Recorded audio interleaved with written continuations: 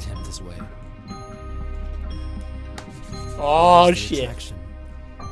What is the attraction between Sonichu and What Rosachu? keeps us fascinated? This is the story of Chris Chan. I'm not recapping because we've already watched episode 1. So no recaps. We're just raw dogging it.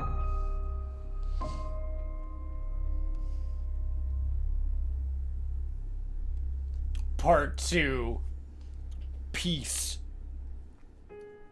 In There's the so year much. 2000, the Chandlers came back to their family home in Ruckersville, and in August, at the behest of his parents, Christian began attending Piedmont, Virginia Community College, where the highest level degree students could attain was an associate degree. Perhaps spellbound by illusions of grandeur, Chris chose to study marketing, but Bob quickly transferred him to a computer-aided drafting and design degree, in the hopes that it would be a better fit for his challenged son and his future. The Pokemon hat, bro. According to the PVCC handbook of the time, this was a 2-year degree, worth 15 credits. In addition, he took English classes and even a tennis class. So far, Apart so from good. study, he continued to develop his Pokemon website and added more cards to his wall of originals. No spoilers, including Dayron. cards representing, among others, his beloved Sonichu. Uh-oh. In October, he launched Quick's Sonichu site, a website devoted to his original character. Over the course of the year, the Sonichu family grew.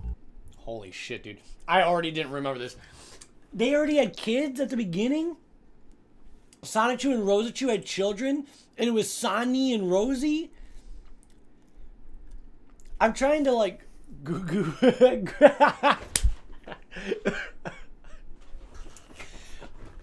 I'm also trying to figure out what Rosie... It literally looks like her skirt fell down around her ankles. Like, I'm trying to see, like, the anatomy of Rosie. It looks like she had a skirt and it fell down and she's wearing it around her ankles. Yeah, if Chris Chan wrote this manga in 2025, Rosie would have said goon goon. You're right, Chan. Silly me. He created Sonny, Sonichu's pre-evolutionary form, and dedicated a trading card to him.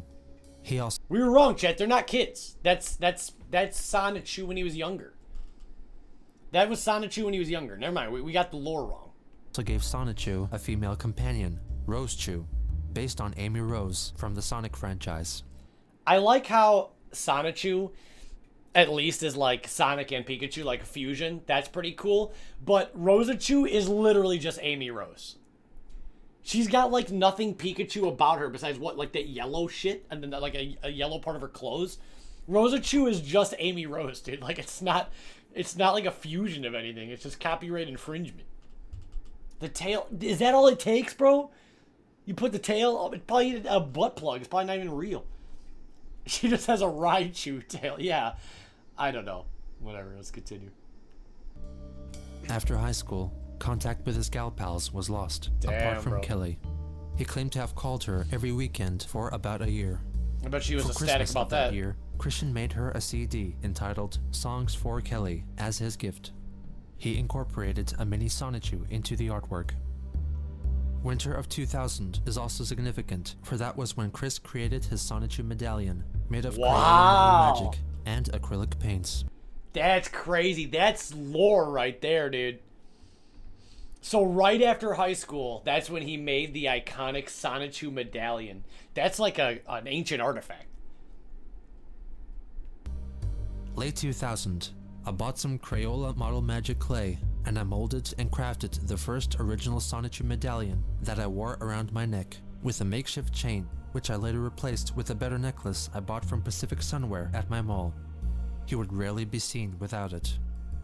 The following year, he continued to develop the lore around Sonichu, which included creating an offspring for Rosechu called Rosie, and designing an Archie Comics cover for Sonic the Hedgehog vs. Sonichu. For his mother's 60th birthday, he made her a cake with Sonichu on it. Okay. In July, he filmed the City of Quickville tour using the stop-motion feature on his Game Boy camera. Like I've said a bunch of times, say what you want about Chris Chan. There's a lot to say negatively, but to deny that he was not ahead of his time, you have to admit that. Because this, if you looked at the date, it just said, I'm not going to go back a couple frames. But if you look at the date, this was literally filmed in 2001 on a Game Boy camera. Nobody was doing vlogs back in 2001. This was one of the... It said 2001, I'm pretty sure. Like, nobody was doing vlogs. This motherfucker, before cell phones, before all that stuff, was doing vlogs in a Game Boy camera. Yeah, YouTube wouldn't even be around for 4 more freaking years, chat. The town in question was as yet unfinished Quickville made of Lego. He still hadn't settled on a naming system yet, so he spells it in 2 different ways. First with an I, Yeah, 2001. then with an I and a K. The tour is led by a Lego incarnation of Christian, and he shows 2 landmarks of the town, the water tower and go-kart pass, before the video abruptly ends, possibly due to the Game Boy camera only having the capacity to hold 30 frames at a time. That's so In fucked up. August. He tried to make a movie. Imagine people like bitch these days. Everybody's so uptight these days. Like, my games need to be 60 FPS, 60 frames a second. This guy made a whole movie in just 30 frames. So I don't want to hear you bitching, PC gamers. PC gamers need 60 FPS every second. This guy made a whole feature-length vlog with only 30 whole frames for the whole damn show. That's crazy. All right, what happened at Wendy's?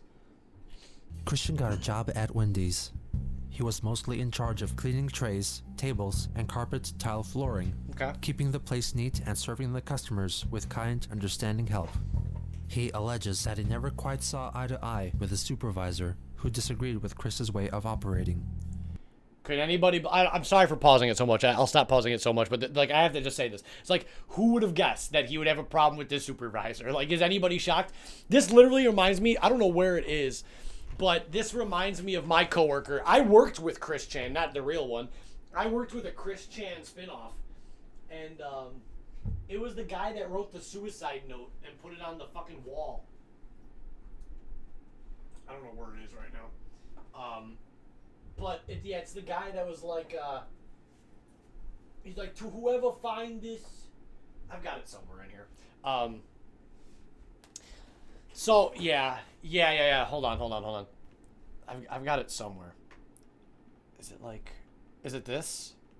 Yep, I found it immediately. Okay, so it's this. So this is real. I blocked out his name. Don't worry, before you guys get mad at me, I blocked out his name so nobody can harass him. Nobody will ever know his identity, what he looks like, where he lives, any of that shit. But, so we worked with a guy that had, like, something really wrong with him. Like, he would bring in bottles of, like, mysterious liquids. And you have to keep in mind, it's like, okay, Zach, well, you're being mean because he had a mental disorder. Listen, I understand that, and I'm sympathetic of that. But I still think, even if you do... there needs to be lines that are drawn when you work with food that you serve to fucking people. You know, I would get yelled at if I had an open water bottle or if I had an open fucking soda around. It's like, you can't contaminate the food with like fucking root beer. This guy would come in and he would have glass bottles unlabeled with fucking mysterious red, green, blue liquids in there. And people would be like, what is that? And he'd be like, this is my bonk juice. He's like, I sell it at school. I'm like, what? He called it his bonk juice. And then he would also, on the shift, again, this is all like hearsay because they would literally never let me work with him. They're like, we are not letting you work with him because you're going to fucking roast him and we're going to get like shut down. So I only heard stories from my friends. But he would, like, on the middle of the shift while people are, like, ordering their food, he would just take out his phone and he would just blast, like, Fetty Wap and shit. And, like, Pitbull. And like Blueface. So he would just play music on his phone loud as shit. And then one day when he quit because he got tired of getting yelled at so much, he left this. He took a sticky note, put it on the wall, and then left. He just left the job. And this was his last words. It says, to whoever find this, I'm sorry I wasn't the best coworker. I'm sorry I was difficult to handle. I'll be leaving to find more suitable job that I can handle. Sorry I wasn't the best. Thank for everything. And then left. I was like, holy shit. I was like, holy fuck. This guy's nuts. So, yeah. That's the similar thing. So I kind of experienced that. It's not like he just wanted attention. I don't know what he wanted. You've had worse workers than that? Yeah, I mean, yeah, there's worse people than that, but it's just like, damn, dude, That guy didn't do a lick of work his whole life. And then also I just saw a comment, cinema is traditionally 6 frames less than 30. True. I don't know if any of you guys ever watched this. Was years ago. When the original Hobbit came out, that movie came out at 60 FPS, and it was one of the craziest theater experiences I ever had. Watching a cinematic movie at 60 FPS, it was weird, but it was cool. I'm like the only person that liked it. But yeah, the original Hobbit at 60 FPS was awesome. There we go. According to one supposed event, he got his uniform dirty, Yep. and despite it being likely that he could have swapped with a clean spare at the establishment, he proceeded to continue to work with his sullied attire, and even attempted to wash it in the bathroom sink. According to Christian, a female co-worker gave him a hard time, pelting him with criticisms and insults, perhaps mistaking her constructive criticisms for attacks against his person. He also admitted he took breaks frequently, neglecting other duties.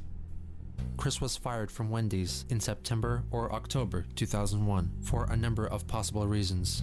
One of the most popular motives for his dismissal was that he performed a Donald Duck impression to a child at the restaurant, bringing him to tears. In other accounts, he said that he... This is why I love Gino, dude. I love Gino Samuel because he deadpan delivers the most insane shit. I could never narrate like this. If I narrated, I'd be laughing in the middle. But it's his deadpan delivery at the most insane shit you've ever heard. It's like, we don't know how he got fired, but he tried to do a Donald Duck impression to a kid, reducing him to tears. The kid's just crying because he's got Christian doing a Donald Duck impression. Oh, fuck. He was fired after he drew an unflattering caricature of an older female coworker. His termination was likely a culmination of these events. I would assume so. It was also around this time that Chris ended his weekly calls to Kelly. Damn. He gave conflicting reasons for this. Rip He Kelly. first stated that he suffered from noviophobia, a term he coined, which he defines as a fear of speaking to a woman who may already be in a relationship, which convinced him that his calls were in vain. Initially, Chris stated that he was told by his mother that Kelly most likely already had a boyfriend, so he might as well quit his attempts. Damn, But later, bro. he changed his story. If you got your own mom saying that to you, bro, you're cooked. Like, if your own mom is like, don't even bother talking to that girl. Moms are supposed to overhype you up, dude. So if your own mom's like, yeah, she got a boyfriend, don't even try, brother. Dude, it's over. Pack it up. But then, hold on. Gino said he changed his story. Saying that he came to that realization all by himself. Well, I'm sure. In other retellings, he said that he simply forgot to call her one weekend, and after he broke the routine, he didn't want to continue. Oh, I'm sure. On February 24th, 2003, Christian spent a tearful 21st birthday. For some reason, he was kicked out of English class by his male and possibly gay professor. Like many historical accounts of his life, he keeps changing the story. First, he said that the class was reading the book Wednesday's Child, which featured an autistic girl. He recounted that he told the professor that he was autistic as well, which resulted in a misunderstanding and Chris being forced to leave the class. Alternatively, he admitted to causing a disruption in class, writing in a report, exclamations you'd likely hear from a black person in church, which prompted his dismissal from... Wow, what an absolutely different... Wow. We'll never know what actually happened. We'll never know what actually happened. Because one story is, yeah, we were reading a book about autistic kid, and then I said I was autistic, and the teacher kicked me out. And then later he writes, yeah, I was screaming things that a black person would say at church. How you couldn't get more different of two fucking accounts of those events. I would tell you which one I think is more likely to have happened. I highly doubt Chris raised his hand and said, I'm also autistic, and the teacher's like, get the fuck out. That doesn't sound right to me. So, that doesn't seem right. But yeah. From the classroom. This is gold. I love this show. Further increased his hate for men and gay men in general, and further convinced him of launching a pursuit to find true love. In order to meet whom he called a boyfriend-free girl, he launched his love quest. However, finding that one special person in his life wasn't going to be easy. I'm going to say this, chat. Maybe this is just me, like, I don't know. Maybe it's because I got a soft spot in my heart. But also, I find it really tragic that his 18th birthday was his best birthday of all time. He's like, this was the best birthday ever. I got to eat pizza. And then Gino said that he had like the cum stain on his jeans or some shit. I don't know. And then now it was his 21st birthday and he was like spent it crying. I was going to say this though. Honestly, this picture right here of Christian, he doesn't look that bad. He's well dressed, doesn't look like a weirdo. Like, I see this young man and I feel like he's got a future. This picture, it's like this Michael Jackson off the wall album cover. This might be the best picture he's ever taken of himself, or whoever took this. This doesn't look like someone who's fully cooked yet. However, finding that one special person in his life wasn't going to be easy. Christian didn't feel like he had the confidence to approach women on his own volition, due to the infinitely high boyfriend factor. This term refers to the very high probability that any girl to whom he spoke already had a boyfriend, making it close to impossible to find his coveted What are the odds of boyfriend that, for a Chad? girl. Every girl he talks By to's already got a extension, boyfriend? Every man who already had a girlfriend was thought of by Chris with seething loathing. With the infinitely high boyfriend factor, I'm not fond of about 99.9999999999996% of the total male population, with a margin of error of the 4 billionth of a percent for about 100 men, of whom are okay acquaintances. Those doofs get all the luck, having a sweetheart to care for and to be cared from, getting all the hugs, kisses, and emotional all the support, huzz. and the security of a solid future without loneliness and with love and children. And besides that, my autism is not much help on the program. Again, nobody could have made this as better than Gino. Gino's perfect because he literally says the misspellings, because he said loneliness. He keeps Chris Chan's message pure, so we get to hear it from the heart. I love it. Of my mind. Sigh. Oh, my life. To combat his reluctance to approach prospective females, he devised a way in which women would approach him instead. The attraction sign. Christian created what he called an attraction sign, which was much like a personals ad, but in public. 21 and single white male. Shy, smart, young at heart, computer skilled, humorous, a great thinker and go-getter. Again, dude, say what you want about him, and there's, like I said, a lot bad to say, but he was consistently ahead of his time. Because you know what this is? This is literally a Tinder profile, like 15 years before Tinder, bro. He was doing this shit when nobody else was. He was born in the wrong era. He was born in the digital era before the internet, you know? This is literally a Tinder profile, a bad one, but still, years before that was even a thing. Seeking cute 18 to 21 single female, and I like how he has to put the female, like, symbol. This person enjoys good parts of life, diplomatic, friendly, loves his family, peaceful, very creative, he's lonely. Seeking a cute 18 to 21 single female companion, 18 to 21 years of age, does not already have a boyfriend. Single, average to slender weight, I know, type, shit, he had to put it white, 2 times. lives in Charlottesville or Ruckersville area, does not smoke or drink alcohol, happy, positive personality, average high income. Honestly, Chris Chan's standards are not much different than mine. I'm sure that he's a lot, like, I'm sure his is lower, but, like, I mean, yeah, I mean, asking, I don't care about high income, but, like, I would prefer cheerful and positive. I mean, that's good. And doesn't, like, smoke cigarettes. I don't care about drinking. You can drink. Cigarettes is whatever. I mean, drinking is whatever. I don't think I would ever date anybody that smokes cigarettes. It's fair, dude. I don't know if he's in the position to be this, picky, but it is fair. And it says, if any men read this huge sign, mind your own business. And then he puts the fucking male symbol twice again. Drives a vehicle. If any men read this huge sign, mind your own business. And to all men with girlfriends, except marrieds and blacks, go jump off a cliff. Have a nice... What? Is this anti-racist?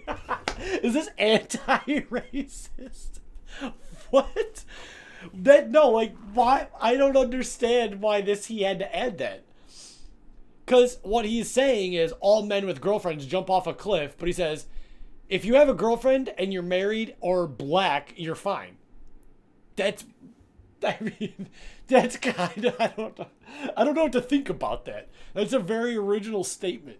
To all men with girlfriends. What the fuck? It doesn't make, it like defies logic. Nice day. Maybe he meant to say especially. Maybe he wanted to say especially. I don't know, dude. He would hang the sign up at the PVCC lobby and would stand or sit beside it in the hopes of attracting potential mates. Based on the attraction sign and later comments, it is clear that instead of finding the love of his life, his quest for a sweetheart was more of a quest to lose his virginity and to find a woman to mother him and financially support him. Oh, wow. Oh, that's a really foreshadowing statement, huh? He wants to lose his virginity and find a woman that could mother him. Manga readers. Don't spoil manga readers. Oh boy, oh boy. Just a couple of months into his love quest, Christian was met with an obstacle. Mary Lee Walsh, the Dean of Student Affairs, tore down his attraction sign and allegedly even tore it up in front of him. Wow. According to Chris, she yelled at him in a violent manner and said that his way of doing things would not get him a girlfriend. It is likely that Walsh may have, in fact, taken down his sign and told him that it was inappropriate, as his methods were akin to soliciting sex on campus. In any case, he was deeply disheartened by this event. It literally shattered my heart to almost nothing and murdered my soul. Fuck, dude. In response to Who the this fuck attack, is that in the Christian background? made another sign Who's and murdered my brown soul. bald the hedgehog? Who the fuck is that on the left? I don't know who that. I want to know who that is. In response to this attack, Christian made another sign, which was quickly removed in a similar fashion. Damn. This was to be the beginning of Christian's make-believe conflict with Mary Lee Walsh. Mary Lee Walsh is the season 1 villain, chat. She's the original villain. That will haunt him for most of his adult life. That's really sad. As an act of catharsis, Christian wrote a poem called Saddest Heart in the World, in which he refers to Walsh in the most unkind of light. Lonesome and sad, the mastermind is very bad. In efforts of getting a boyfriend-free gal, that female dog took my only idea for a fall. Heartbroken, sad and very lonely, I may never remove my virginity. What a banger, dude. On April 10th, We should take that Chris poem, wrote not a today. short story called Not today. We should take that poem and put it into a AI song generator. I'm sure it'd be a fucking bop. Sonichu and Rosechu, the genesis of the Love Hogs. It establishes the origins of Sonichu and Rosechu, and also incorporates elements from the Sonic the Hedgehog lore, such as the Chaos Emeralds. In addition, the story features a lovely Pokemon trainer. Her name was Kel, short for Kelly. He published it on his Sonichu site. In June, Christian found work as a salesperson for Cutco, a cutlery retailer. It is unknown whether he actually managed to sell. Do you guys want to buy knives from Chris Chan, dude? Not me. If someone like Chris Chan is like, hey, you want a knife? I'm like, oh no, I'm gonna go home. Any knives. Later testimonies proved that he was still in possession of unpurchased stock, holding onto some items more than a decade after he was employed. His tenure ended in August when his boss left. Dayron, you're sick in the fucking head. If my mom wanted a hall pass for a night, you would let it happen with Christian. I don't know if that makes you the world's worst son or the world's best wingman to Christian Weston Chandler. The Charlottesville area. In August, the newly formed band, Christian and the Hedgehog Boys. I don't remember this being this early. I thought that this was something that happens in episode 4 and 5. This is one of my favorite moments, chat. And I do not remember this being only in episode 2. Holy shit. This is one of my favorite Chris Chan moments. He makes his own band called Christian and the Hedgehog Boys. And this is one of the worst songs I've ever fucking heard in my life. I thought we were gonna have to wait a couple weeks. I'm so happy. All right, this is episode 2 shit. I love Christian and the Hedgehog boys. Dude, no, dude. It's so good. Here we go. Boys released their debut album. The band, which was led by Christian and also featured Sonic, Sonichu, Shadow the Hedgehog, and Black Sonichu, in fact, only existed in Christian's head. Black Sonichu! The album entirely consisted of Christian singing melody-free vocals with original lyrics over existing songs being played in the background. His songs covered a range of topics, such as his search for love I'm in stuck So Need as a a... Cute Girl, based on This Along is it. That Way by the Backstreet Boys. Autism in AUTISM, sung over the Backstreet Boys' Larger Than Life. And his Spanish skills in the Ricky Martin adaptation La Cocina en la Casa de Casanova.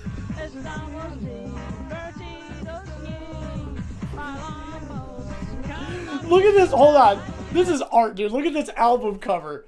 Look at this fucking album cover. It's so good, dude. Christian and the Hedgehog boys. So hold on. I'm sorry. I hate to take breaks. Not breaks, but I hate to keep pausing, but this is one of my favorite moments. Let's play that song, because you guys got to hear a little bit more of So Need a Cute Girl. So Need a Cute Girl.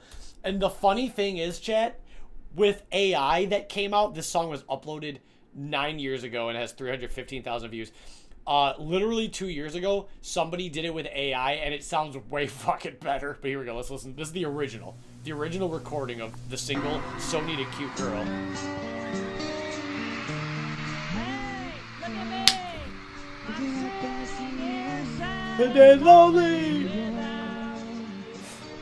You can still hear the Backstreet Boys.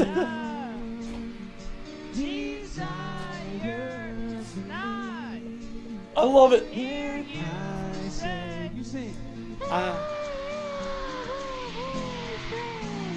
And I see the lady walking along one by one, and I never wanna hear I have Tell me why, as a virgin with rage. Tell me why I so need a new girl. Hey, tell me why I never wanna hear you say I have a boyfriend. All right.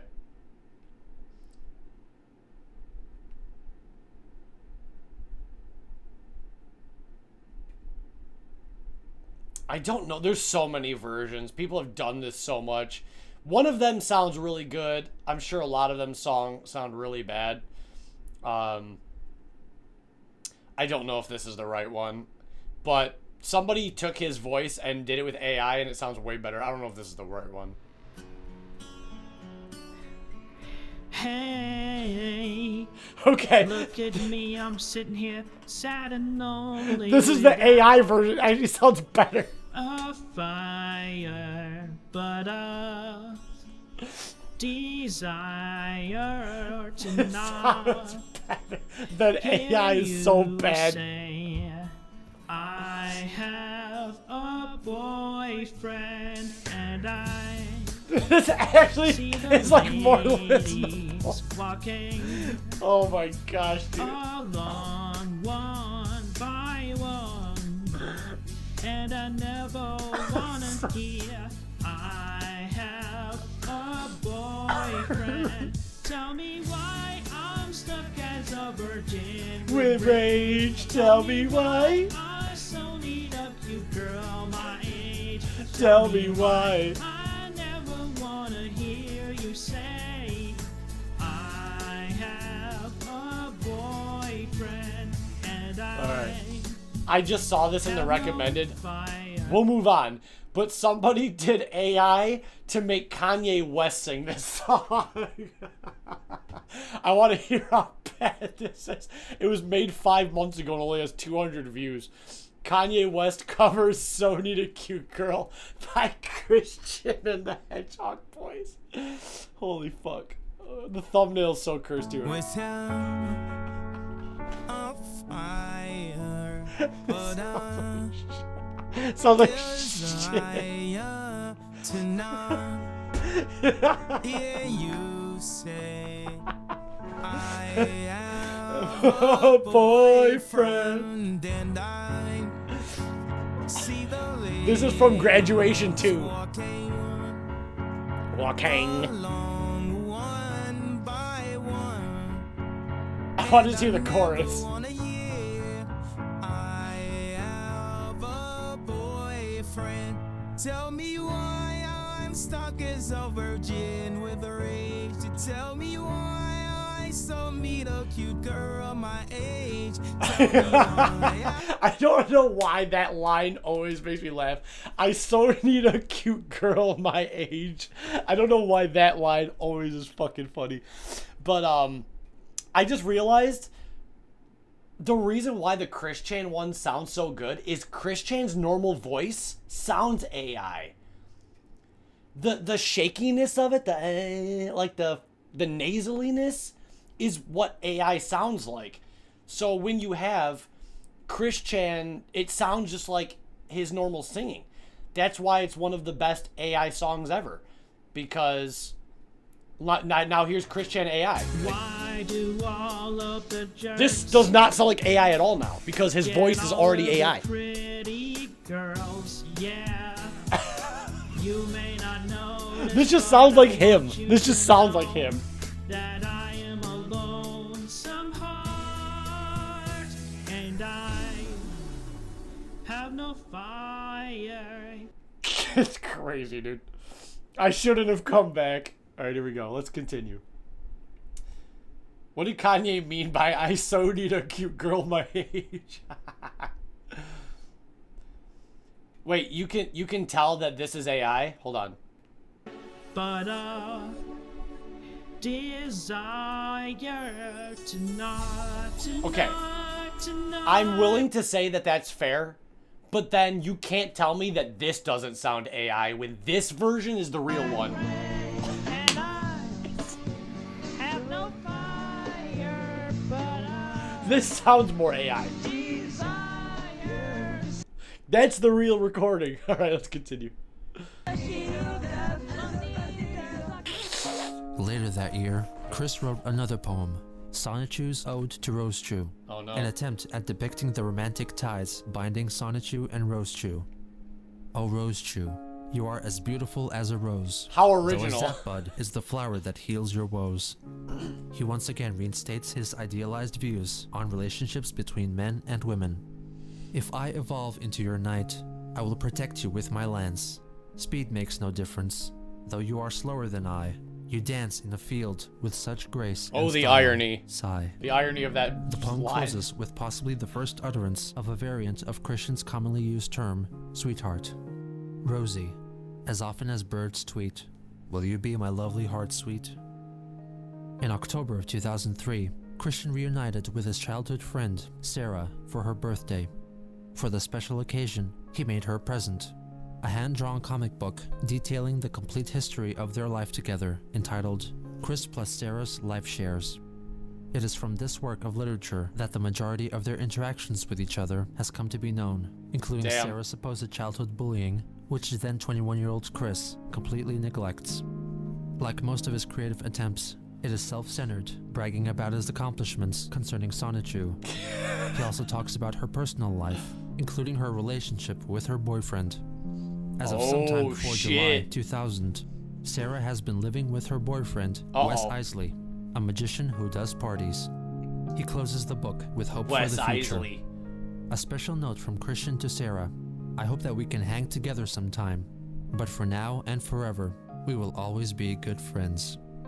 To return the sentiment, Sarah decided to spend Christmas with the Chandlers, which delighted Chris. Wow, that's nice of her. Nintendo. Uh-oh. On November Uh-oh. 22nd, 2003, Christian filmed a documentary of his activities in the game Animal Crossing on the we Nintendo go. GameCube, which he then sent to Nintendo for consideration. Chris narrates this hour-long tour of two of his self-made towns, Quickville and Quick City. Since the documentary features a video game player narrating his activities while playing a game, this possibly makes Chris the first ever Let's Player in the modern understanding of the word. That's About fucking Nintendo. crazy. Like, again, first vlogger, first Tinder profile, and again, this is the earliest recorded history of anybody doing a Let's Play in the history of the medium. Isn't that crazy? This is the oldest evidence of the very first recorded Let's Play of all time. In 2003. Welcome to my Animal Crossing for Nintendo GameCube. I am your host. My name is Christian Weston Chandler. I live in Ruckersville, Virginia. And I is 21 years old.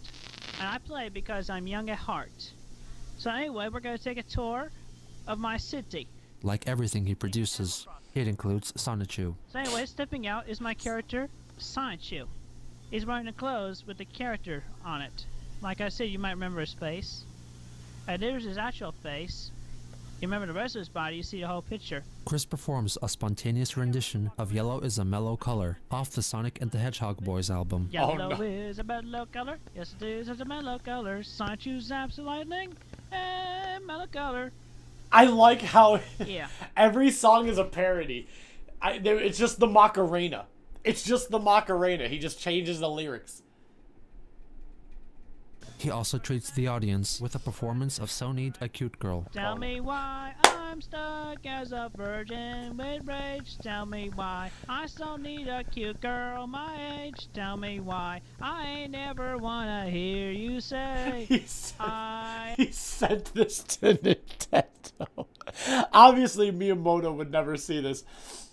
But like somebody at Nintendo Power Magazine or something had to open this or like fucking get a VHS tape. He's like, all right, guys, I'm gonna perform a song for you. He just records this and he said, yeah, the poor Nintendo employee that has to watch this bullshit. Like, what the fuck? I have a boyfriend. And that was inspired by a real thing. He That was previews the in-game diary that he keeps. Dude, this guy is funny as fuck. He's like, and yeah, that was inspired by a real thing. Dude, this guy's a comedy. This is comedy gold, dude. Oh my gosh, Chad. I love this show. Let's never stop watching this. Let's keep watching this together. Don't let me give it up until we're finished. As for a monthly journal entry here in November, yeah, I tried to get a girlfriend because I don't have a girlfriend. But I have. He sent this to Nintendo and it says, this is to Nintendo. And it says, yeah, my dreams of getting a girlfriend were crushed by the stupid ass Mary Lee Walsh, November 4th, 2003. And here's my poem, Saddest Heart in the World. Sad, lonely, the mastermind is bad. He fucking one-to-one recreates his written letter in the Animal Crossing letter. He's like, I'm looking for a boyfriend-free gal. And that female dog took me. I was just like, I would just be like, what in the fuck? Wouldn't it be wild if they sent her an Asian girl? Shut the fuck up. Here we go. Made up a poem. Let you guys read it. I'll let you guys read Alright. it. Scroll down a little bit as we go along. What the fuck? Hold on. It says, I will never remove my virginity. With my Backstreet Boys tune, I sing Lonesome Croon. And then he puts the lyrics of the song. I can't believe this. Tell me why I'm stuck as a virgin with rage. Tell me why. He puts the lyrics on this song. This must have taken so long. You guys have to understand, Animal Crossing doesn't have a keyboard. So this motherfucker had to do with the controller letter by letter. This probably took 2 hours. He had to do letter by letter just so he could put the lyrics to his fucking song. It's crazy. It's a very good poem because I am an artist as well as a poet. I make a rhyme every time. He proceeds to give a tour of his bedroom. This is my bedroom.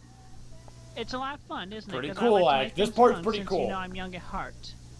As he unwittingly transfers his hoarding habits into a virtual environment, his bedroom in Animal Crossing closely replicates his real-life counterpart. Gino's throwing shade. He's like, yeah, his hoarding. I was trying to compliment him, but Gino had to throw him under the bus again. He's like, yeah, his hoarding habits carry over in Animal Crossing. His room looks like shit. part. Chris goes outside and comes across several characters who all seem to run back indoors at the very sight of him. Around here, I want to show you my favorite character that I kind of got to know it from the start. Oop, she just went in. There's Anna Cootie. She just went in. And there's Homer. I was He just choked on went my in. water. I was choked on my water. Gino Samuel's funny. He's like, they seem to run in their house at the very sight of him. As if, like, Animal Crossing could do that. And it's just, wow. There's just so much irony, man. This documentary is like a psychology major's absolute fucking dream come true. Because it's like the same level of, like, not understanding social awareness in-game as in real life. Everybody's like, oh shit, here comes Christian. Get in the fucking house. He then travels to his house on Quickville Island to reveal that he mostly uses the property for extra storage. I use mine as storage for the extra items I don't have room for at home. Oh, man. Yeah, I got a bunch. He reasserts his brand loyalty for Nintendo and decries their competitors. Speaking of which, you should make this Sonic Heroes should be Nintendo GameCube exclusive because Xbox and PlayStation 2, my opinion is the same as yours. They both stink. Yeah, I do not even own them. I don't even want them. That, Dude, the more I look at this, the more beautiful. You can't even make this shit up, dude. If Chris Chan has a stand, the stand ability is that it makes content everything that he does. Because he's literally like talking to Nintendo and he's like, yeah, I think PlayStation, Xbox stink. The beautiful irony that at the same time, Cap'n is like, yar har, you boot sniffer. Dude, it's insane. It's insane. Like, while he's saying this shit, he's like glazing Nintendo. The game is like, yar har, you boot sniffer. Here's some advice. Dude, it's fucking incredible. Every 5 seconds is like the greatest fucking shit of all time. that goes double for the PS1 as well. But if you want to know my game systems, I had my GameCube for about almost a year and a half now. Got it on May 31st, 2002. 2002. I got your SNES, Nintendo 64, NES. I got the Genesis 301 with the original Genesis, 32X, and Sega CD, as well as Sega Dreamcast, and the Sega Saturn. So I got mostly all of them. I've been a Sonic fan forever, and that's why I'm glad that Sonic came to Nintendo. He mentions that he likes to keep his surroundings clean by picking weeds. Oh, we look at this. There's a weed. I pick weeds, keeps my town clean, as well as Quixie. He also likes to keep active. Another weed. Why you know about that? I usually like to run. It keeps me going faster. By the way, He introduces the viewers to his character, Crystal. anyway, this is Crystal. What's her last name? Meth? There's Sorry. a zap button on the door. I got Sonic Rose Cheese mug right here. Near the end, Chris proclaims that he is high-functioning autistic. And the answer to the all-important question. I'm gonna tell you something, Christian. If the Nintendo employee has made it to this point in the video, I'm sure they figured that part out by now. What is the meaning of HFA with the 2 red eyes? I will tell you. Got that? That means high functionally autism because that's what I am. I'm functionally autistic. I may have autism, but since I'm high functional, I could do a lot of things. I mean, otherwise, I wouldn't be able to do this documentary I'm doing right now. But anyway, for the submission of Nintendo Power, this has been a documentary narrated by Christian Weston Chandler. Thank you very much, and I hope that you will consider this for publication. Bye now. Consider this for publication? Christian started 2004 with a New Year's resolution to find a girlfriend. On January 3rd, he drew boy. a Sonichu comic strip, which also featured Roschu and Black Sonichu. Humongous. Welcome, brother. Hold on. What does this bullshit say? Well, Sonichu, I've been living my life and being beautiful. Great dialogue. Hey, oh, sorry. Hey, Rosie, what's new? And then it says, but seriously, I wish I didn't have to work so hard. I'm tired of it. But being with you, a great friend, makes me feel much better. Me too, Rosichu. He drew a Sonichu comic strip, which also featured Roschu and Black Sonichu. Is Black Sonichu getting cucked? He's like watching them hang out. I understand your feelings, Rosie. Happy Valentine's Day. You're so sweet. Damn, dude. And yeah, Blackachu's got like a fucking cloud with rain over his head. This was the first time he included his characters in an illustrated storytelling setting. Black On the Sonichu 6th, quit he went to following get an us. eye exam. The optometrist in question happened to be Dr. David Chandler, Chris's brother from Bob's first marriage, who informed him for the first time that he had an 8-year-old niece named Savannah. On January 18th, he wrote Hard Love Quest, a poem concerning his difficulties in finding a boyfriend-free girl. Without girlfriend love, he feels an older age, as he is still stuck as a virgin with rage. He searched low and high to the end. The only delay is the fear of being already beaten by a boyfriend. On January 31st, Christian wrote in his diary, well, I find the irony of all of this is that he hates, he's like, the problem is, if only these girls were single. I would beg that most of the girls just lied about having a boyfriend. I think that's what it is. But in his mind, it's like, damn, if they didn't have a boyfriend, fuck, man, I'd be a shoo-in. Same day, Ron. I can't praise Gino enough for this documentary. My dream is to one day get him on the Milky podcast. It'd be just incredible. it's the end of One another day. month, One day, and I chat. still don't have a girlfriend.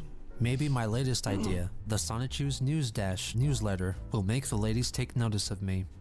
The newsletter in question was an I'm outlet sure, dude. I'm sure that your Sonichu newsletter online, that'll get him. That'll convince him. for Christian's creative ideas concerning Sonichu and his poetry. Issue 1 featured a couple of skits. Yeah, that's a much different story, Humongous. That's a different documentary for a different day. But yeah, there was a guy who really wanted to have sex with the Danny Phantom character, and then he killed like a bunch of people. That's not nearly as funny. There's really nothing funny about that. It's just disturbing. This has at least got humor in it. We'll save that documentary for a different day. But yes, there was a girl from Danny Phantom he wanted to have sex with, and he didn't, so he just killed like 7 people. I don't know. He's fucking tweaked, dude. I don't know why. Maybe one day we'll watch that documentary and pick apart that guy's brain. Let's worry about one psycho at a time, okay? One psycho at a time here. Let's lock in, chat. Let's get it together here. It's starring Sonichu, the poem Saddest Heart in the World, and a personal ad for himself, which was not unlike his attraction sign. Christian is a very shy and very thoughtful person and will only accept. Sorry, I know I'm pausing so much, but this is insane. Like, look at the way he narrates this. I know my face cam is blocking it, but he says, Christian Weston Chandler is 21, parentheses 22 as of February 24th. Why not just fucking say you're 22 then? If this was written past February, why would you say? It doesn't make any sense, dude. It doesn't. It's like defies reasoning. Christian is 21, but 22 as of February. So you're just 22, ass crack. You just put 22. Person-to-person encounters. When getting his attention, approach and say hi to him. Do not flirt from a distance. He will not be able to notice. To find Take Christian, notes, ladies. he'll Come be on. wearing the Sonichu medallion. Take In notes. addition to posting a digital copy onto his website, he distributed printed copies of the newsletter around PVCC campus as an alternative to his attraction sign. This must have caught the attention of Mary Lee Walsh, The villain! who issued a cease and desist order. She's the Yoshikage Kira In of an this email season. dated February 1st, Chris tried to settle out of court. Mary, I've slept on it, and I've realized that note hanging is not the way to get attention, and I don't really want to meet with either you nor Susan. No offense. I'll tell you what, let's forget the meeting, and if you will allow my newsletter to stay in distribution, I will do all of the following. I will never hang notes on the wall again. I'll consider stopping my silent treatment on Susan. I'll consider knocking you and Susan up my scale of respect, each by 2 points. 0 equals no respect, 10 equals respect. Dude, this is so crazy. This is such comedy gold. So the main villain, Mary Lee Walsh, if you guys aren't keeping up, it's the lady that ripped down his sign that was looking for a girlfriend. And he's like, listen, Mary, I've slept on it. Instead of taking you to court, like he's so dead ass. He's like, instead of suing you, let's consider these are my requirements. And it's like, I'm not gonna hang any more notes. I'll consider stopping the sonic treatment. And then the last one, as if like this has any merit, but in his head it's like, this is a good deal. He's like, listen, you caught me on a good day, Mary. I'll consider knocking you guys up a couple points on the respect scale. Right now, 0 is you're at 0, and 10 I respect you. I'll give you a 2. It's crazy the way his brain thinks, man.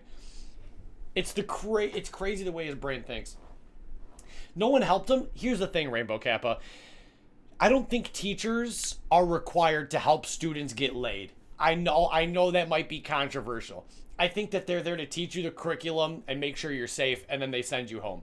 I don't think going into school and hanging up a sign that says, looking for a girl, trying to lose my virginity, I'm a virgin with rage. I'm actually kind of on Mary Lee Walsh's side with this. Not in Philadelphia schools. In Philadelphia schools, the teachers just have sex with the students. That's what I hear on the news all the time. Yeah, see, you guys are from Philadelphia, that's how they do things over there. That's fair, Rainbow Kappa. But we also don't have any proof that she actually ripped it up in front of him. That's what he said. We don't know. We don't know if she actually ripped it up. This is from his perspective. But here we go. Walsh replied and insisted that they meet the following week. All right, sorry, I have to read her response. This will help me judge her character. To Christian, Susan Hennepin and I will be able to meet with you on Friday, February 9th in my office at 3 p.m. I do not have time this week that works with all of our schedules, so it'll have to be next Monday. I normally send students notice of appointments by mail, but you have asked that I correspond through email. It is necessary that this meeting take place, so if Monday is not convenient for you, please let me know and we have a set time for Wednesday. So he tried to get out of the fucking conference. On February 9th, Christian recounted the events of that meeting. Mary Lee Walsh made it illegal to distribute the news dash. I am very angry at that XXXXX. In response, I plan to incite the masses and hope they demand the return of the news dash so my chances on getting a girlfriend can be restored. I have also declared war on them as well. Dude, this is getting good. It was allegedly during this meeting where he performed his curse Kamehameha attack, which consisted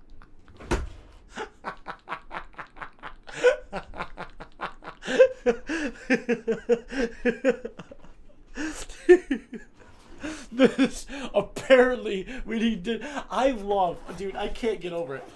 I love how Chris Chan, he's incapable of coming up with an original thought, so he parodies everything.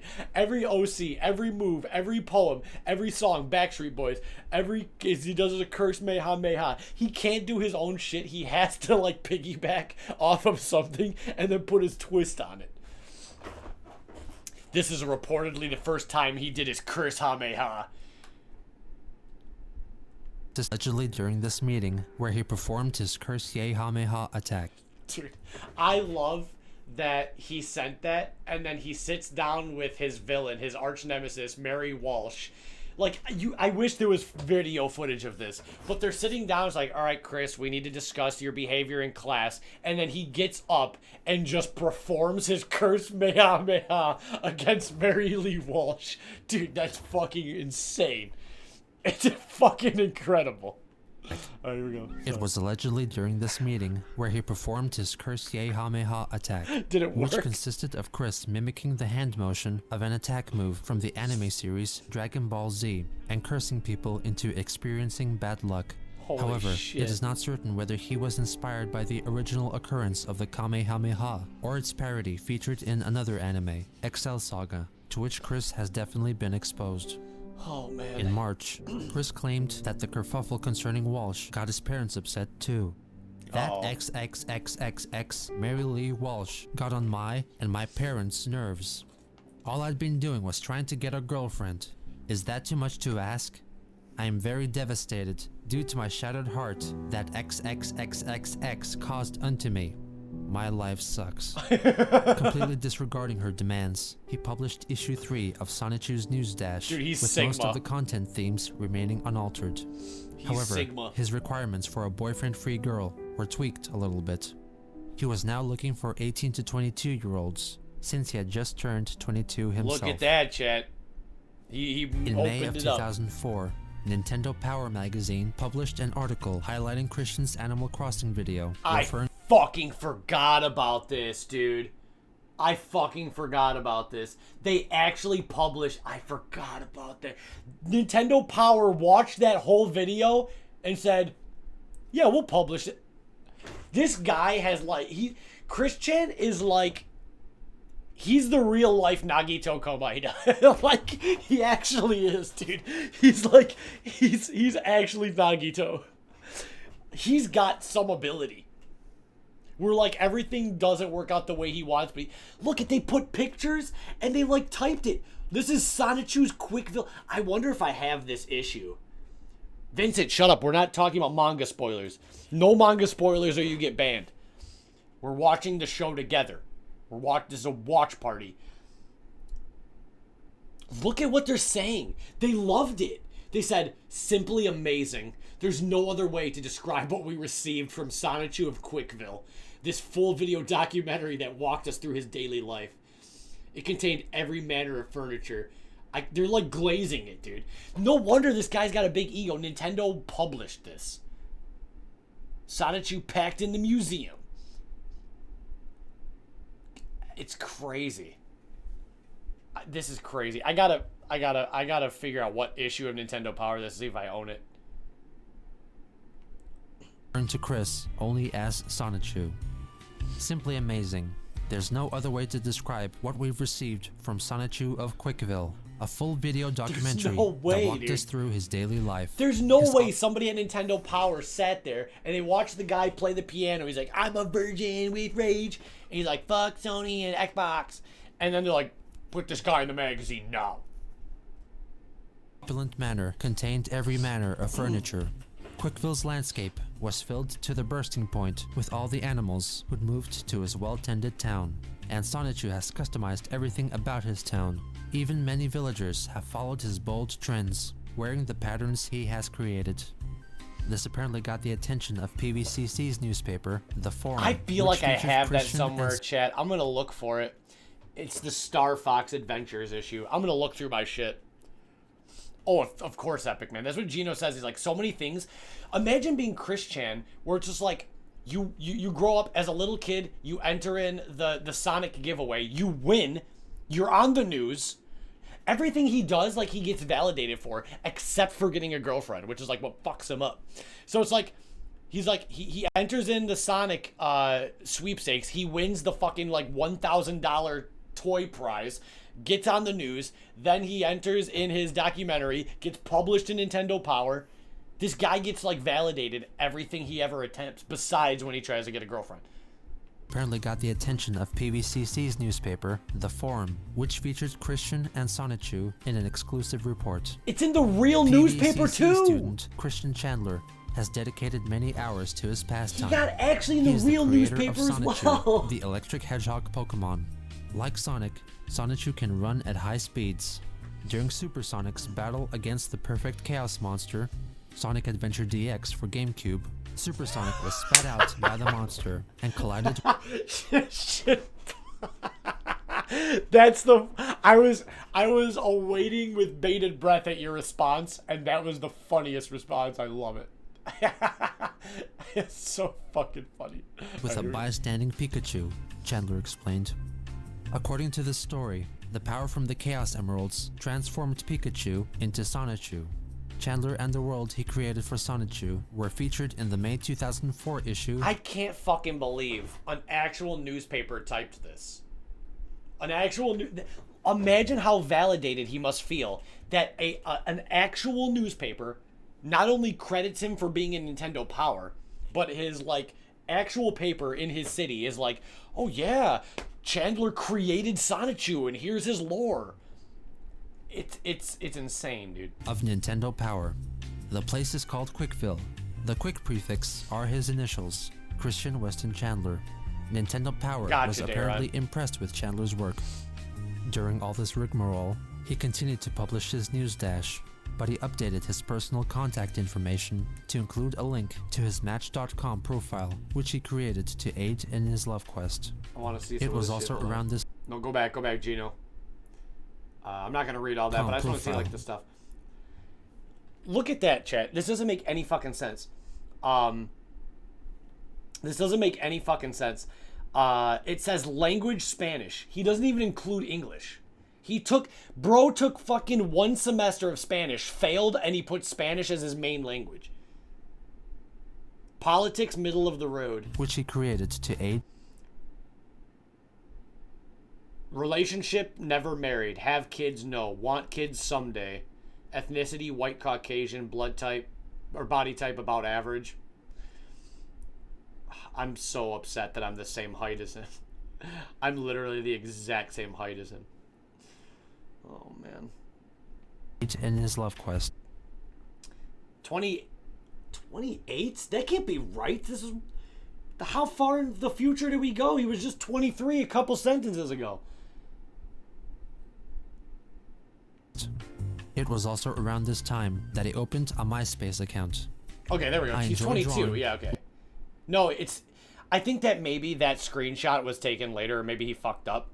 But where we're at in the story, he's 22. That's where we're at chronologically in the story. He's 22. Listening to music, playing video games, and TCG. I also like anime, Legos, and I love my parents.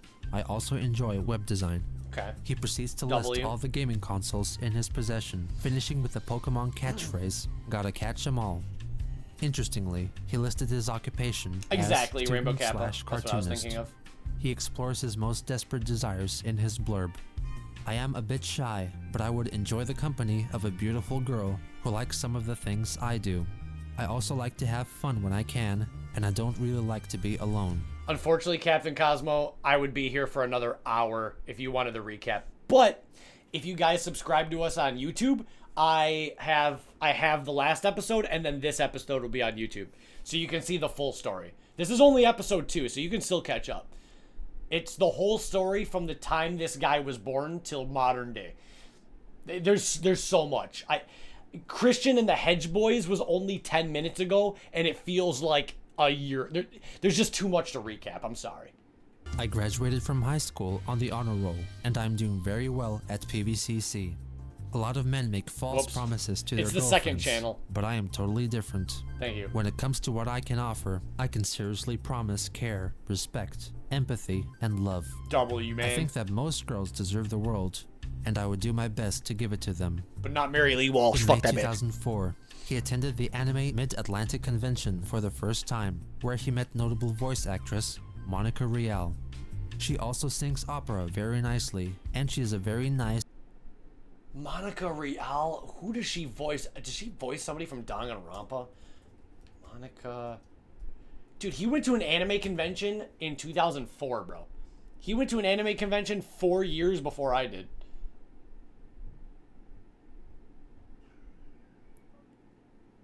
Monica Rial, IMDb. I swear she voices somebody from Danganronpa. Let's see. Why would it not be in alphabetical order? Piece of shit. Oh, wait. Oh, no. She voices Froppy in My Hero Academia, but I don't watch that in English. She voices Froppy. Okay, hold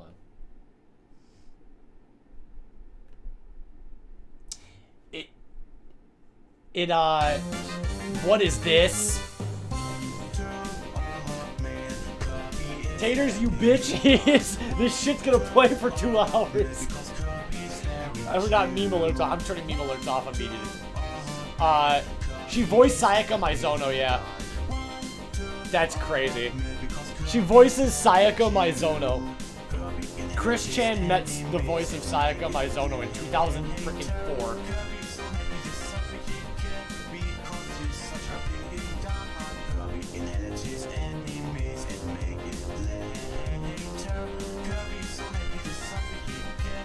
Fucking song goes on so long.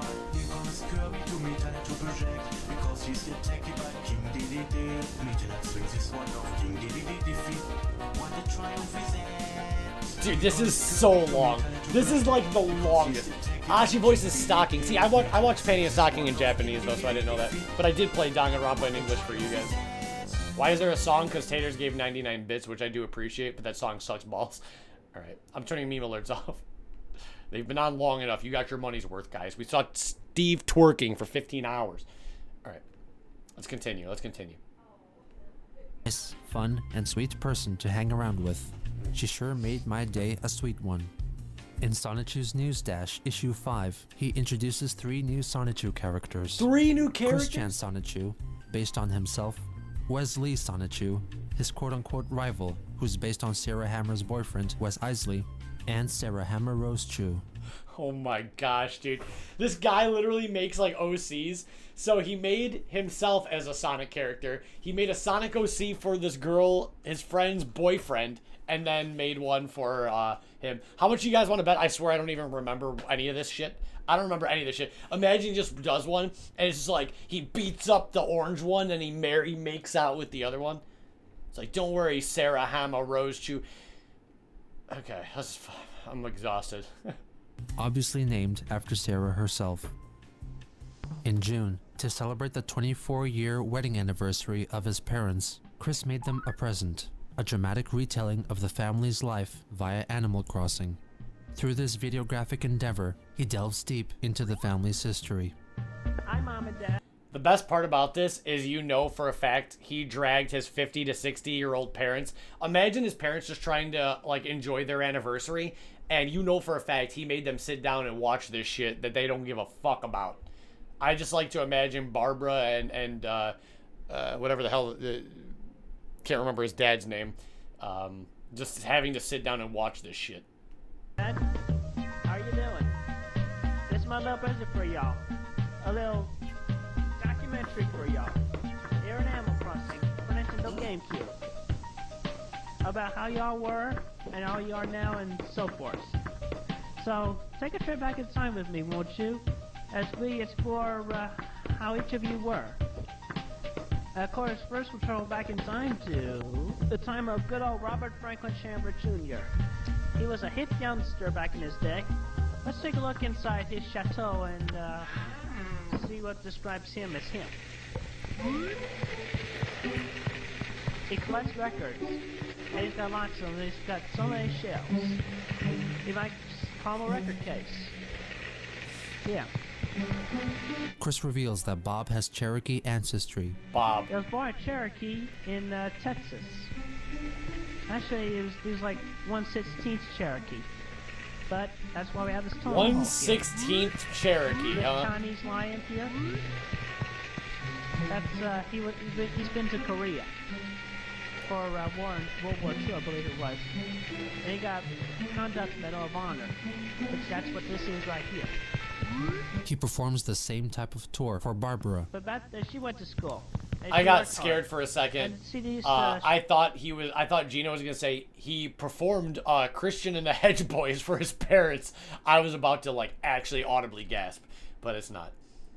It's like, hey, Mom and Dad, here's your wedding anniversary. You want to hear my song about how I'm a virgin? Here, that's her school colors, blue and white, because back in high school,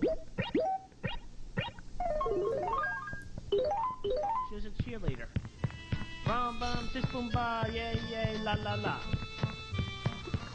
Hell yeah, she likes the get old stuff as well, so she's got a little tea set here. And we got a kitchen, fridge, and a stove. Here's a little fan to keep cool with. Keep food in this little pantry. And she keeps her brooms and mops in the old closet here. Although somebody brought up the mop, somebody wanted to clean up. You put your garbage in the garbage can. And this is the sad part.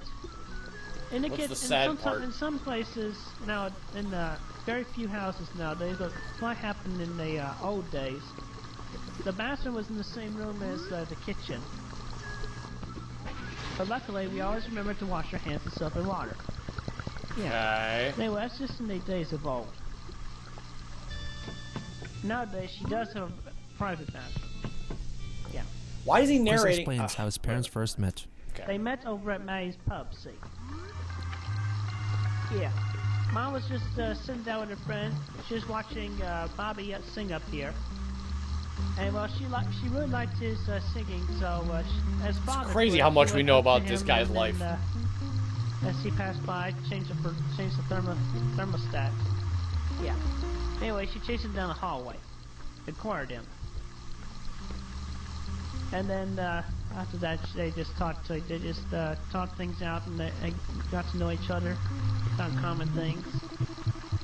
Bob, do you take this? I woman highly to be disagree, loving the red Dayrod, life, but to love and hold and cherish get and to it. honor.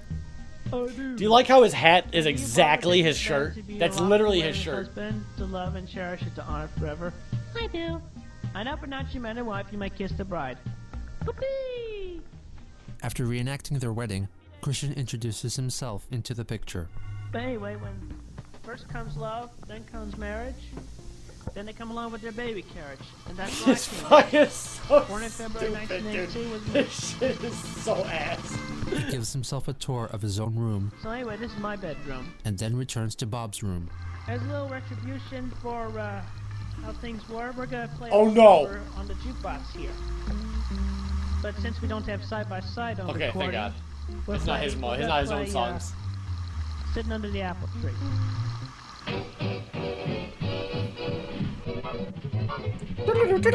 And he just He makes them proceeds to sit let there. the 1942 song Don't Sit Under the Apple Tree play in full.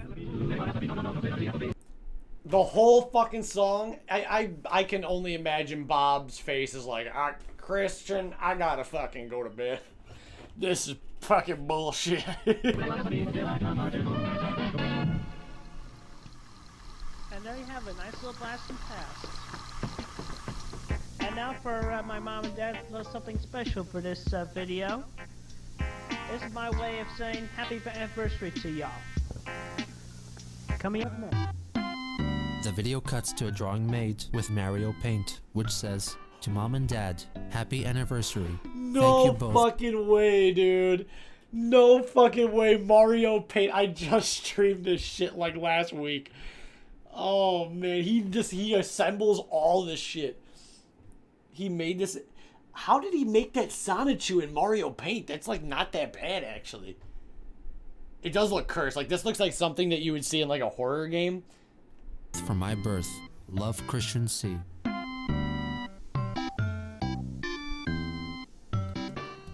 In July, Chris began going to the Charlottesville Fashion Square, attraction sign in hand, Yeah, to analog seek horror. out fellow mates. Evidently, his current practice did not yield promising results, as in a diary entry dated August 1st, he announced, "Well, it's another month. Still no girlfriend. But I have a new idea that I'm sure will reel in a girlfriend he's got a on brand new fateful idea. red string." The idea concerning red string consisted of Christian tying a red string to a paper heart on which "Pick me up and bring me to my owner" was written.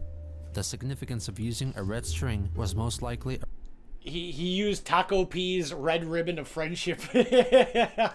Anyways, bro is literally fishing for a girlfriend. He puts a string and he throws it and he just starts walking. Dude, that's actually crazy. He's like, "Bring me to my owner." Bro is literally casting a physical line out. a reference to its appearance in the anime Excel Saga and is a well-known symbol in many Asian cultures. Christian would throw the heart at prospective partners and hope that they would pick up the He heart would throw and it follow at the them? red string leading back to him. It cannot be determined how successful this strategy could have been, because Gee. just 4 days after he employed the red string of fate, a mall security guard, which Chris referred to as a jerk-op, put an end to it. In August, Chris shifted jerk-op? focus away from Pokemon and centered his attention on Yu-Gi-Oh!, a Uh-oh. similarly themed card game. He Uh-oh. began making his The own Yu-Gi-Oh! custom arc. cards and attended his first Yu-Gi-Oh! Tournament at the game place, where Dude, how base do you have to be to make a card of custom yourself? cards, and attended his first And it's called Virgin with Rage. How crazy is that? Why? Crazy. Yu-Gi-Oh! Tournament at the game place, where he met Megan Schroeder. Uh-oh. Over the months of getting to know Megan, I grew fond of her. Oh, man. Yeah, she looks so happy in this picture. Megan. She looks so... Dude, it's so crazy. Oh man, you can't even make this shit up, dude. She looks like she's hostage. She just looks like, kill me. Although at that time, and up to now, she wasn't interested in a lovely relationship. No, you don't say. I've abided to her wishes and requests. I am truly fond of her. Since he and Megan had Yu-Gi-Oh! As a common interest, Christian only intensified his know. obsession with the Probably game, so nice. creating more and more Jerk custom off Yu-Gi-Oh! card, cards, dude. with one depicting Crystal, Christian's make-believe female twin. He also designed He made like a Rule 63 gender bend of himself. I'm telling you, this guy is a fucking jerk up. Girlfriend's gift. a girlfriend's gift card, on which the illustrated girlfriend looks suspiciously like the sister. On September 4th, Christian reflected on his love quest so far. While I was at the mall for the 8th week today, Rule 63 is just gender bend. It's like any character except you switch their gender. I realized something. Uh-oh. Since I have been using a sign to state my being single and lonesome towards an 18 to 22-year-old boyfriend-free woman, I, in the event, was trying to sell myself like a new car. He had a 2 days realization after later, 8 weeks. Chris's love quest was interrupted by a jerk cop. Uh-oh. I told that jerk cop off when I pulled some of my fun cards and told my lonesome virgin story, intimidated him, and shouted no into his face. In short, today was my Independence Day, but I am still alone. On September 11th, his search for love took a turn for the worst. I Uh-oh. was not bothering anyone at the mall today while I was trying to sell myself, when I got arrested for trying. I fortunately did not go to jail, but I have been stripped of my right to go to the mall by myself. I would be required to bring my mom or dad with me. My Damn. independence and my soul were practically murdered. He got banned from the Chris's mall. run of misfortune climaxed when only 5 days later, the school board of PVCC suspended him for 1 year. Oh My dad my. is bloodthirsty for revenge as well. He's going to write This was not a good day for Chris Chandro, bro. This is, oh my gosh. He goes to the mall. The jerk cop bans him from the mall. They arrest him. And then the next day, the very next day, the school says, yeah, you're expelled for a year. A 1-year expulsion is fucking insane. to U.S. President George W. Bush Jr. and Laura Bush to help me get allowed back to PVCC. We all cursed to death. I can't believe it. I'm here trying to defend Bob. I'm like, Bob's a smart guy. He's cool. Bob literally thinks he's going to write to George W. Bush about getting Chris Chan back in school. Are you fucking blowing me? No wonder. Chris Chan must get his, like, insane... Watch. I say all this. I'm going to go on this big rant, and then I hit play, and then Geno Samuel is, next week, George W. Bush allowed Chris Chan to go back. So I'm like, well, fuck me. So, you know, who knows with his powers what he can do. Let's find out. Upon that XXXXX Mary Lee Walsh. In conjunction with his suspension, he was required to take anger management classes, get a psychological evaluation, and receive social skills counseling. 10 days after the event, he lamented over his inability to go to PVCC or the mall, and confessed that he would be asking for a girlfriend this Christmas. Despite his bans from the college and Gino, you missed something in that letter, buddy. Gino, you glossed over something mentally insane that I just saw. the fashion scheme for I will be writing to Santa Claus this year, hoping he will bring me one. He is 20 fucking 2 grown ass man. You gotta be fucking kidding me. He's like, I've done all I can do. The only person that can help me now is Santa Claus. No, Gino. Why would you leave that out? Yes, Santa the sex trafficker. He's gonna kidnap a girl and put him in under the tree. He's like, all I have to turn to left is Santa Claus. a girlfriend this He's Christmas. 22! Despite his bans from the college and the fashion square, he decided to continue with his search for a boyfriend-free girl, but relocated to the University of Virginia's campus to do so. However, this move wasn't for long, as Christian was allowed back to the fashion square in November. Oh, he Regardless, was able to go he to the went mall. back to UVA for a different kind of engagement. He was able to go in back the to the form mall. of a mandatory psychiatric evaluation. There are more of such documented examinations in I'm sure existence, but this is the Alex, only one you're so asking the most far. obvious question. They're like, how did he get there? Bus or rides? If you were Chris Chan's parents, wouldn't you want to get that fucker out the house? He just got done recording a 55-hour-long video about your wedding anniversary, making you sit down and watch it. They would be like, Christian, we'll drive you. We'll drop you off, bro. Just get the fuck out the damn house. I'm sure his parents were more than happy driving him and leaving him wherever he wanted to be. Which has been made public. Mr. Chandler says that since finishing high school and starting at PVCC in the year 2000, he has had an increasing interest in a female companion. His attempts at this ultimately led to his suspension from college. His attempt took the form of a sign which he placed next to himself while sitting in the lobby at Piedmont. This sign was a list of qualifications that a potential girlfriend would have. He said that he has been very frustrated by his inability to find a girlfriend, and he suffers from... And just so you know, this is written by a professional, psychiatrist. This is written by a professional, psychiatrist. noviophobia. This refers to his frustration that females often tell him that they already have a boyfriend. While he does have It's just physical some made-up attraction shit he towards did. females, his primary frustration is with his lack of companionship. The report mentions his medical record and earlier evaluations. He has already undergone psychological evaluation by Robin Hawks at the Center of Learning Potential. The recommendation concerning Mr. Chandler's emotional status is that he seek psychiatric and psychological treatment. The psychologist felt that counseling and medication would possibly address his obsessive thought pattern and assist him with social skills. She also They recommended anger prescribed him management training. fentanyl. The analysis also comments on Christian's appearance and demeanor in the session.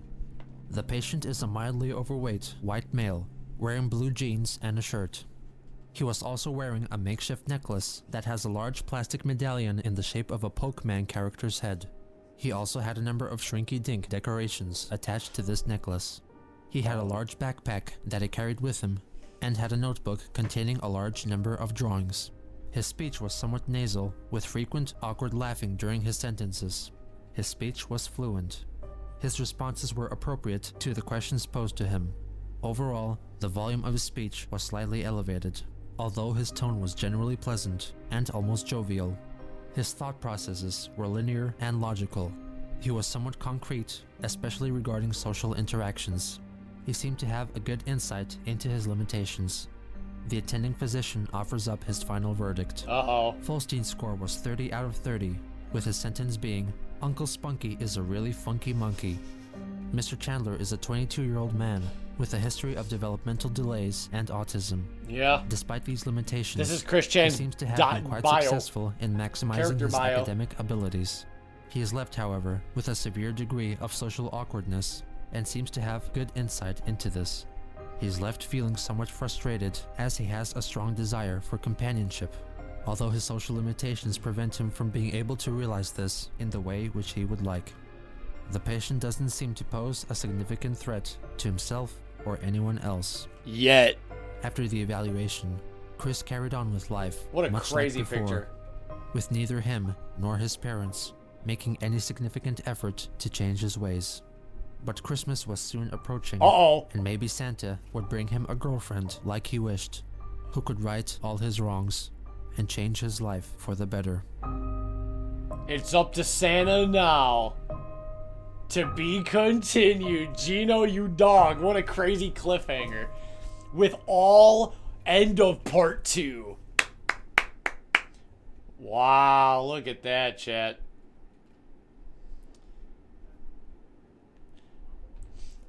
With all... This is like a Dragon Ball Z episode. It's like, with no one else to turn to, Chris would rely on Santa Claus to right his wrongs. On the next episode of Chris Chan Documentary. Oh, well, we're going to be watching it next week, chat. We're going to be watching it next week, so don't go anywhere.